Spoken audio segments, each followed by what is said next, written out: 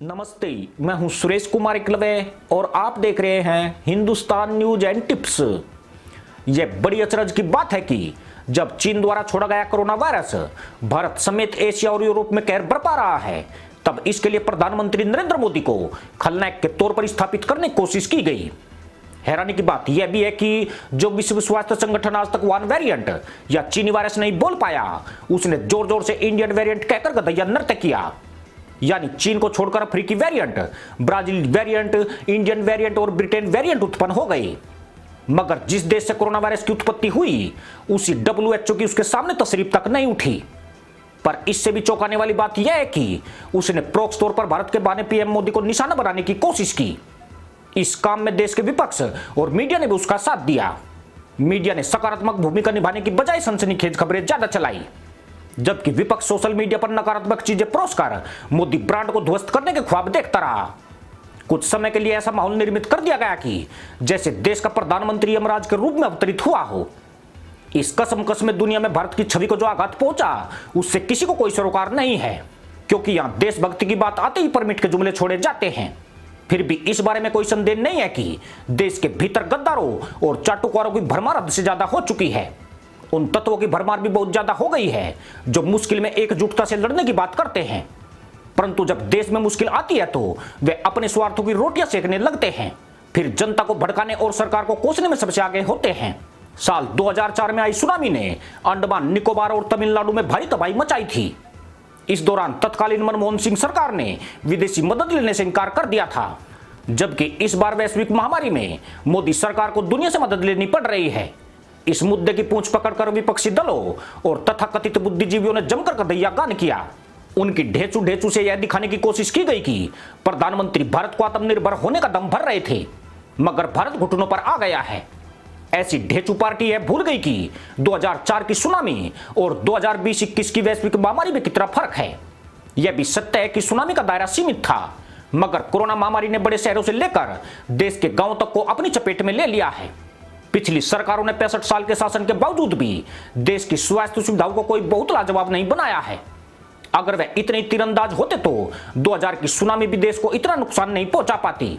इसके बाद भी मोदी सरकार के कार्यकाल में पश्चिम बंगाल, केरल, जम्मू कश्मीर, महाराष्ट्र, तमिलनाडु और उड़ीसा में बाढ़ तूफान जैसी आपदाएं आई। विदेशी मदद तो तब भी नहीं ली गई थी, पर इस वक्त देश पूरी तरह कोरोना महामारी की चपेट में आया है। पूरी दुनिया मिलकर इसका मुकाबला कर रही है। ऐसे में ढेचू पार्टी को याद रखना चाहिए कि दिसंबर 2019 में चीन में कोरोना वायरस उफान पर आना शुरू हुआ तो उसने भी भारत से सहायता लेने से परहेज नहीं किया था। अमेरिका तक मोदी के सामने गिड़गिड़ाकर मदद मांग रहा था। यह अलग बात हो सकती है कि ऐसे मामलों में कुछ माल विक्रय किया जाता है और कुछ सद्भावना के तौर पर भेजा जाता है, परंतु उस वक्त यही ढेचू पार्टी चिड़ी हुई थी। वजह यही थी कि इससे मोदी ब्रांड मजबूत हो रहा था और इनकी बाई टांग पर छिपकली चढ़ती जा रही थी।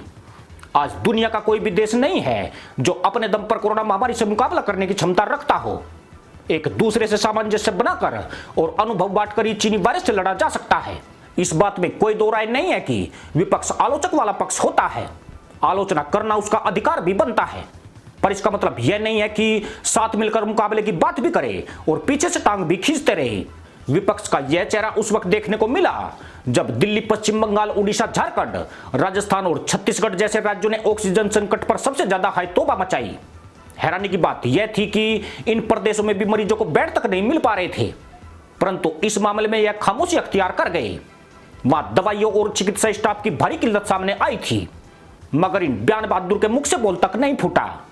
इसकी वजह यही थी कि जब इन प्रदेशों के अस्पतालों में मरीज बिना इलाज के मर रहे थे, ये अपना दामन बचाने के लिए केंद्र सरकार पर ठीकरा फोड़ रहे थे, जबकि इन प्रदेशों में ऑक्सीजन से भी बड़ी समस्या अस्पतालों के बाहर दम तोड़ते मरीजों की थी।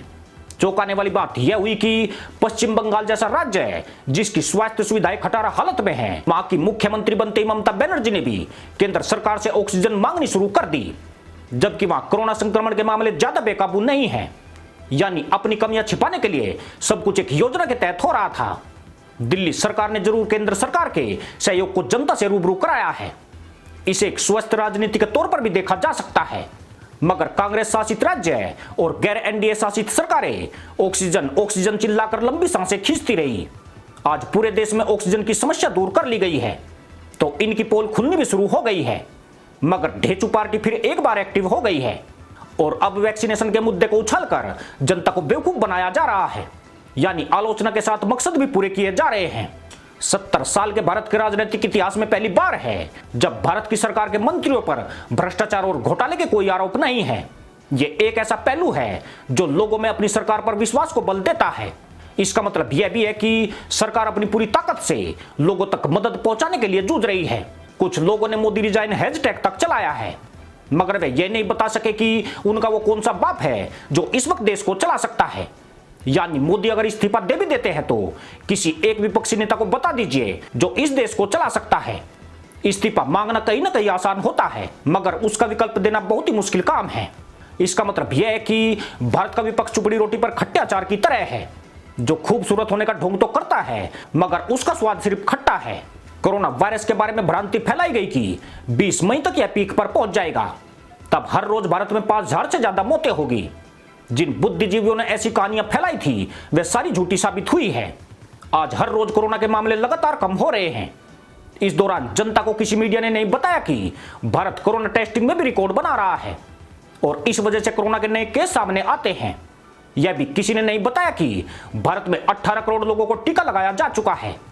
कुछ और नहीं सूझा तो वैक्सीन की किल्लत का मुद्दा उछाल दिया गया है, यानी टांग खींचनी जरूर है, चाहे पतलून फटे या धोती। जनता का झूठा रहनुमा बनकर दिखाना जरूर है, चाहे दादा मरे या पोती।